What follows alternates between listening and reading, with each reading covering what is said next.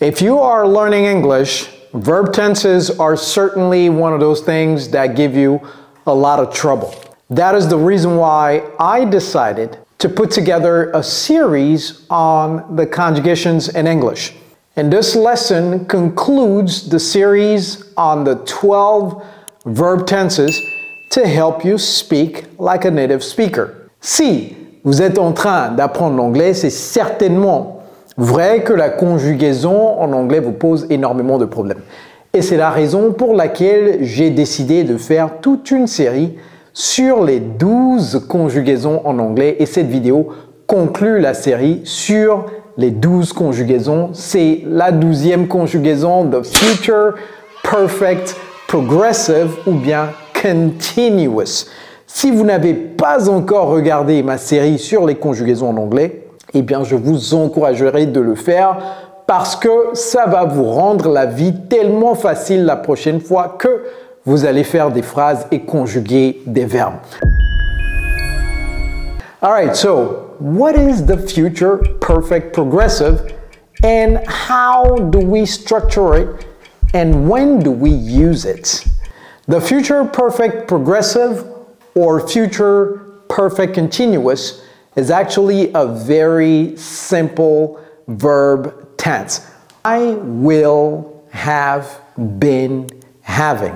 Ici, au futur simple, on va dire I will have. Okay? Futur simple, on va dire I will have. Et vous savez, le futur en anglais prend un E, hein, c'est pas une erreur. Future, c'est comme si c'était F-I-U. Future, okay? The future perfect continuous for the verb to have affirmative, I will have been. N'oubliez pas le been là-bas.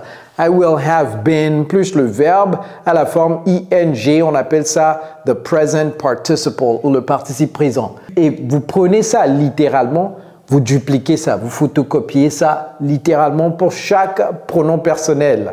You will have been having. He will have been having. She will have been having. Etc., etc. jusqu'à la fin. It will, we will, you will, they will. Vous voyez comment c'est simple. Dès que vous maîtrisez cette syntaxe, c'est fini. Dupliquez ça tout simplement.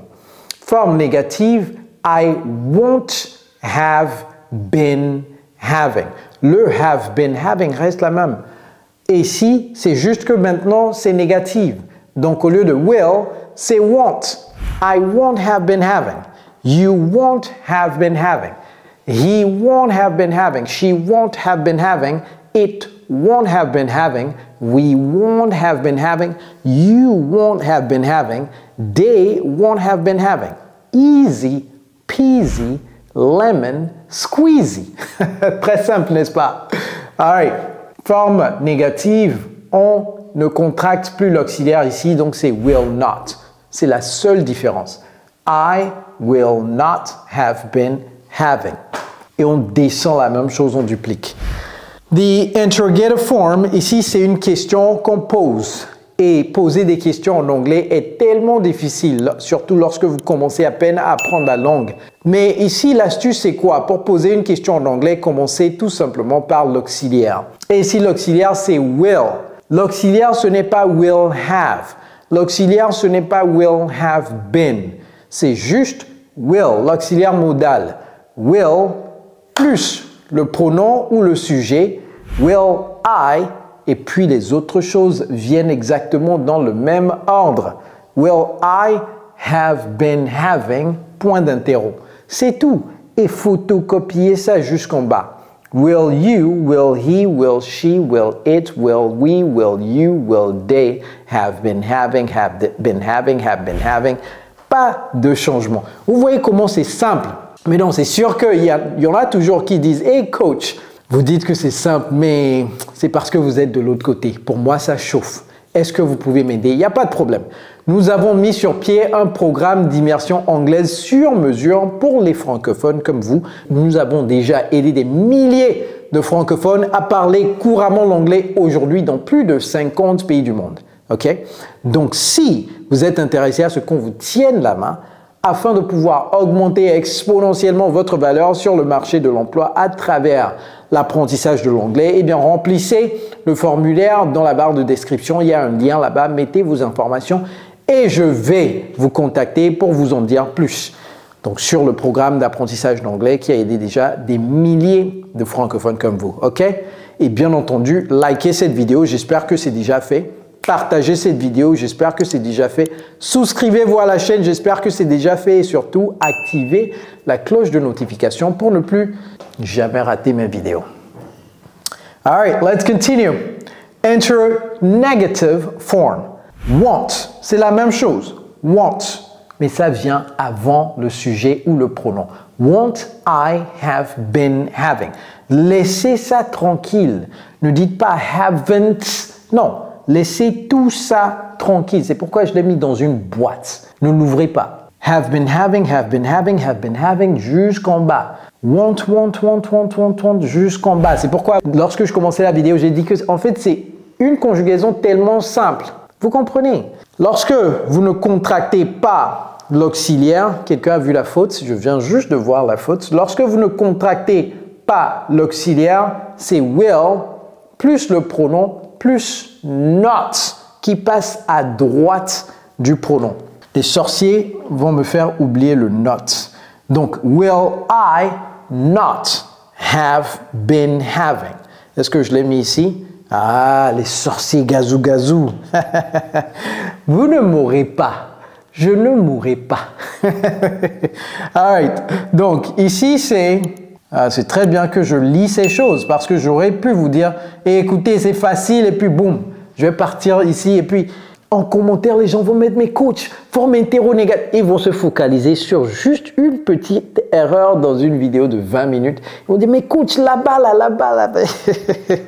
C'est les sorciers qui causent ça, hein, qui embrouillent les gens. Vous n'allez pas m'embrouiller, ok? Donc c'est will I not, ok? Will I not have been having. Will I not have been having? Point d'interro. On va fermer la boîte. Will I not have been having? Will you not have been having? Tout ça, on duplique, on descend tranquillement. Ça, le will reste là-bas. Make sense, right? Les sorciers là, je vais corriger ça tout à l'heure, donc ne vous inquiétez pas. Alright, I will have been doing. Ici, la différence entre le do et le have, c'est que have, au participe présent, on enlève le e et on met ing. Ici, on n'enlève rien, on met juste le ing. Vous voyez? C'est ça la différence. I will have been doing. Exactement la même chose, vous descendez ça. I won't, forme contractée de will not, have been doing, on descend tout ça. I will not have been doing. On descend exactement tout ça. Interrogative, will I. On commence une question par quoi? L'auxiliaire. Ici, l'auxiliaire, c'est quoi? L'auxiliaire modal, will. Si vous n'avez pas encore regardé ma vidéo sur les verbes modaux, allez regarder cette vidéo. C'est une vidéo superbe. Allez regarder cette vidéo, ça va vous apprendre comment utiliser will, would, could, etc. OK? Alright. Donc, will I have been doing, will you have been doing, jusqu'en bas. La seule chose qui change, ce sont les pronoms personnels. Et forme interrogative contractée, won't I have been doing. Ne mettez plus de note ici parce que c'est déjà pris en compte ici avec le want. Et ici, je vais corriger, ok? All right. Ok, will I not have been doing? Will you not have been doing? Will he not have been doing? Will she not have been doing? Will it not have been, etc., etc. All right, makes sense? Easy, right? Now, let's look at the situations in which we use the future perfect continuous. We use the future perfect continuous to show the duration of an action before some point in the future. That's it. Duration of an action in the future before a point in the future. So, this is where we are. So therefore, everything here is the future. N'est-ce pas? Isn't it? Allez regarder ma vidéo sur les question tags. N'est-ce pas? Allez regarder cette vidéo, c'est très très important, ok? Donc, future is here. Il y a eu deux actions. Il y a une action qui est sur une durée. Dès que l'action est sur une durée, on dit c'est continuous ou bien c'est progressive. Donc, cette conjugaison doit avoir continuous dedans. Ça peut être the future continuous, past continuous, present continuous. Mais il faut que ça ait continuous dedans. Et ici, puisque c'est le futur, ça ne peut être que future continuous. Mais est-ce que c'est le future continuous ou bien le future perfect continuous? Allez regarder la vidéo sur la conjugaison au future continuous et vous allez voir que c'est pas le future continuous ici parce qu'il y a une deuxième action ou bien il y a un deuxième point dans le futur. Donc ces deux points font que la première action doit être au future perfect progressive, pas seulement au future progressive ou au future continuous. All right? So, the first action is future perfect continuous. Moi, je vais me fâcher, je vais écrire progressive. Comme ça, au moins sur le tableau, on aura deux façons d'écrire cela. Continuous et puis progressive, n'est-ce pas? Progressive. Comme ça, lorsque vous voyez progressive, il ne faut pas être choqué. Future perfect progressive, ici, donc je vais faire ça comme ça. Et ici, c'est soit le simple present, donc c'est généralement, ok, c'est le simple present. Exemple. I will have been eating dinner by the time Coach Kojo calls me tonight. Peut-être qu'on est à environ 14 heures ou bien 15 heures. Et je dis, by the time, donc on peut commencer ici également avec cette proposition. By the time Coach Kojo calls me, I will have been eating dinner. C'est la première action. La première action, c'est quoi? I will have been eating dinner. La deuxième action est introduite par l'expression by the time.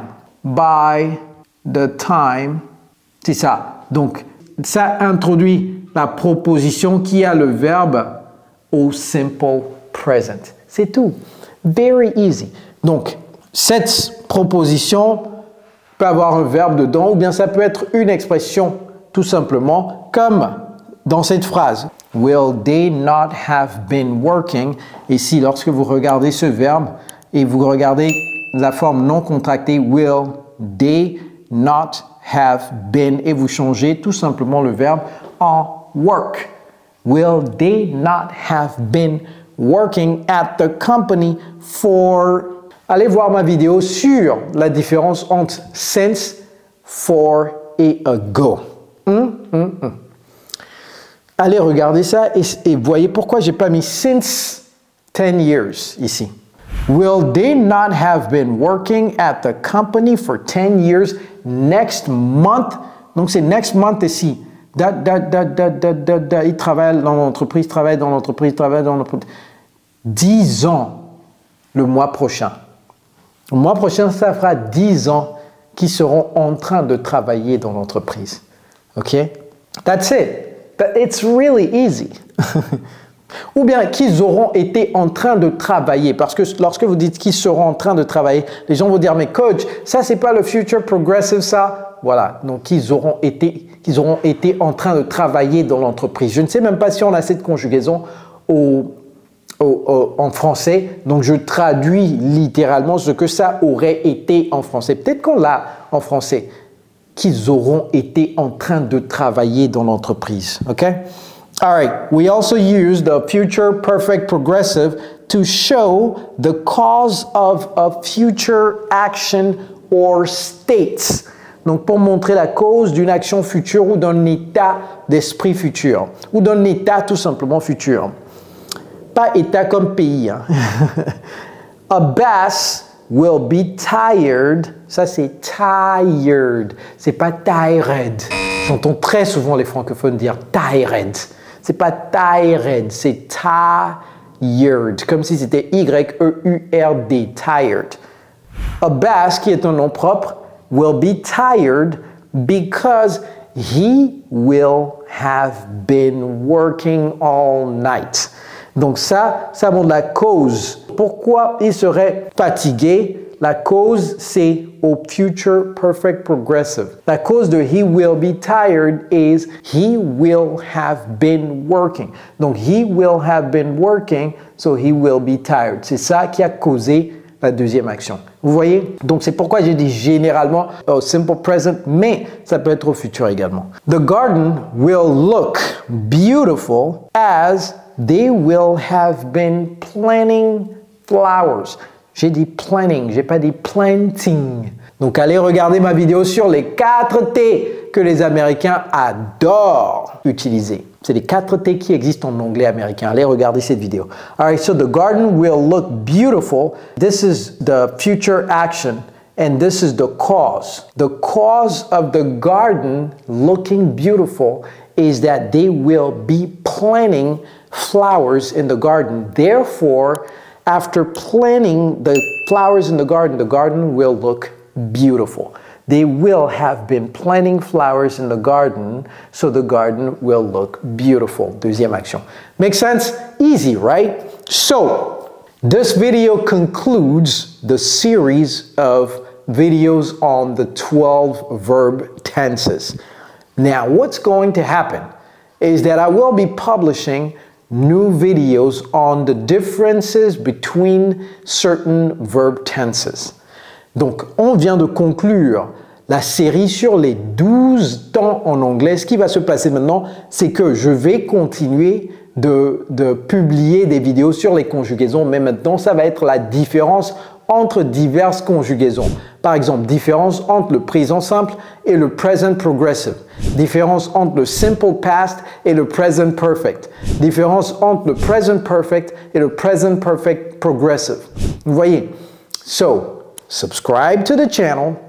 Make sure to smash that notification bell so that you always get a notification whenever I publish my videos. You already know my name. Oh, I was about to forget, j'allais oublier. Dans les commentaires, faites-moi 2 phrases à la forme interro-négative, ne contractez pas l'auxiliaire, au future perfect continuous. 2 exemples chacun. Ok, 2 exemples chacun. Vous pouvez me dire, hey coach, vous êtes le meilleur, etc. Oui, mais après avoir dit ça, faites les exemples, je vais corriger. Vous voyez, hein? Qui d'autre? Quel autre coach sur Internet va vous supplier de lui donner du travail à faire? Vous voyez, c'est parce que j'aime ce que je fais, mais surtout, j'aimerais que vous vous améliorez. C'est pourquoi je vous dis de faire des exemples, ok? All right, everybody, that's it. It's Coach Joe, your English coach. Hasta la vista, baby. See you guys, man.